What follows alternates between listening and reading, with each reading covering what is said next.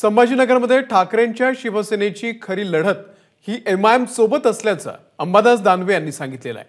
चंद्रकांत खैरेंची खरी लढत जी आहे ती एमआयएम सोबत असून शिंदेंच्या शिवसेनेच्या भुमरेंचं मोठं आव्हान नसल्याचं अंबादास दानवे यांनी सांगितलेलं आहे। यावेळी बोलताना त्यांनी सत्ताधाऱ्यांवरती निशाणा साधलाय। मला वाटत नाही अशा पद्धतीने काही संदीपान भुमरे हे आव्हान असेल। आमची लढत तर एमआयएमशी होईल असं मला आताच्या घडीला तरी वाटतंय।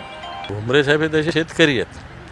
शेतकरी असताना 10-11 दुकान कशा आल्यात हा एक प्रश्न आहे। दारूच्या विदेशी दारूच्या 11 दुकान जे वर्षानुवर्ष व्यवसाय करणाऱ्या लोकांची एकची दुकान 2 व्हायला वेळ लागतो। एकाची दुसरी करायला त्याचं अर्ध जीवन चालले जातं आणि यांच्या मागच्या 2 वर्षात 11 दुकान या जिल्ह्यामध्ये झाल्या। हा एक मुद्दा आहे।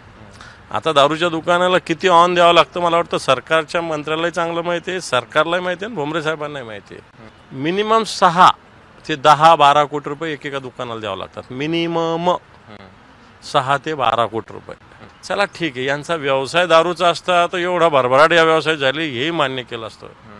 यांचा व्यवसाय नाही। एबीपी माझा, उघडा डोळे बघा नीट।